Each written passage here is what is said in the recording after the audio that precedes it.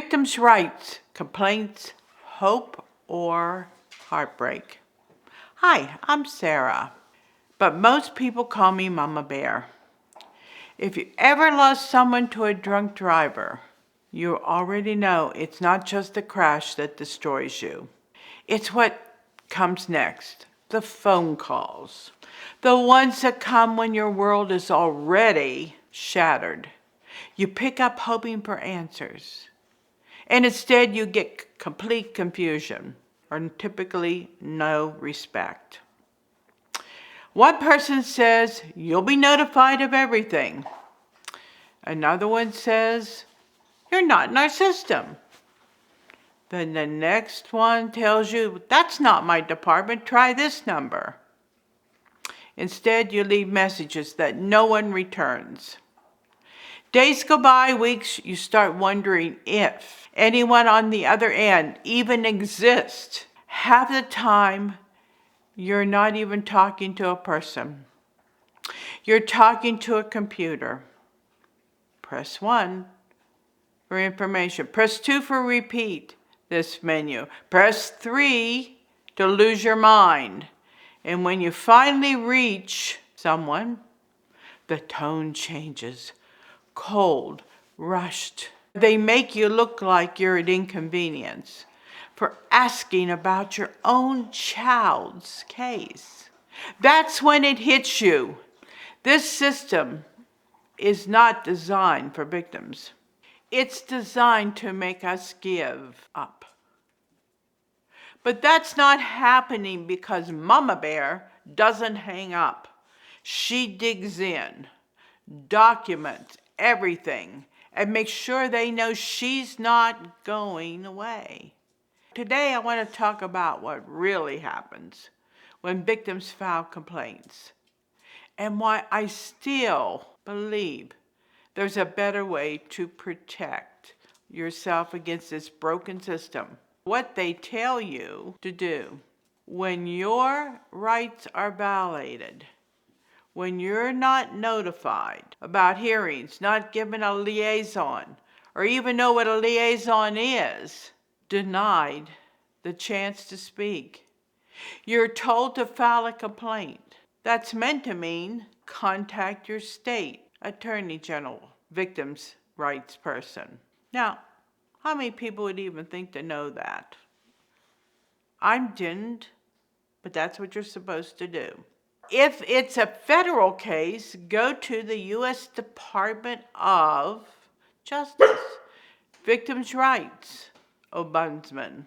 That's the official route. And yes, some people do get results. Sometimes it leads to retaining new policies or finally getting liaisons assigned. But here's the truth, no one tells you. This process is long, painful, and rarely brings closure, and extremely hard to understand.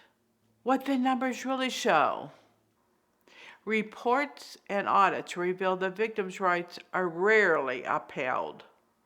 That means thousands of victims, especially out-of-state families, never received the updates. I didn't. I wasn't in the right zip code. Filing a complaint can raise awareness, but it can also cause heartache.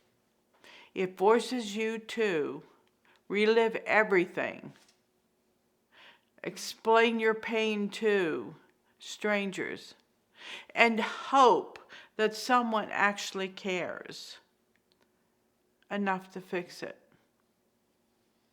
Some complaints lead to change.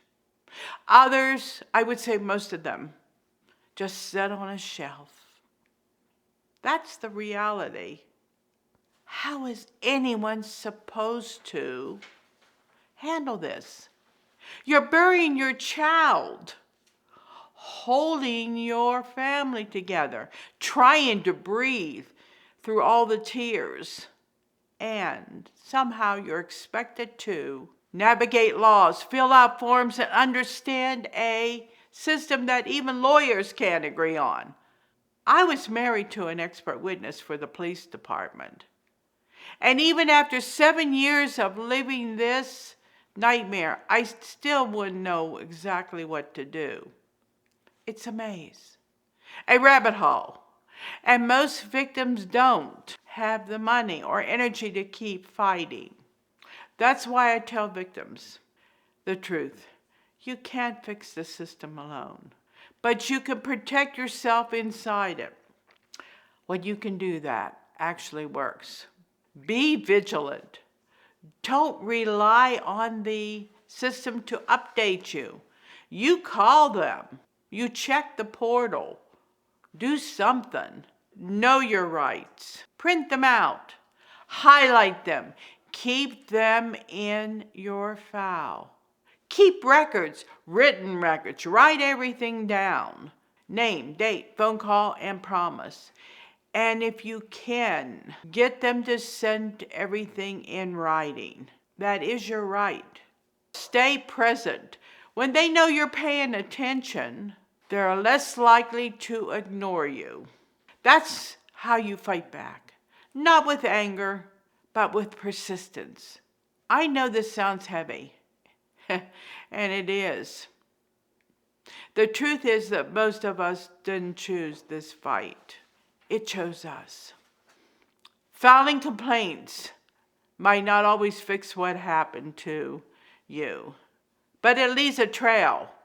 Proof that victims are being forgotten.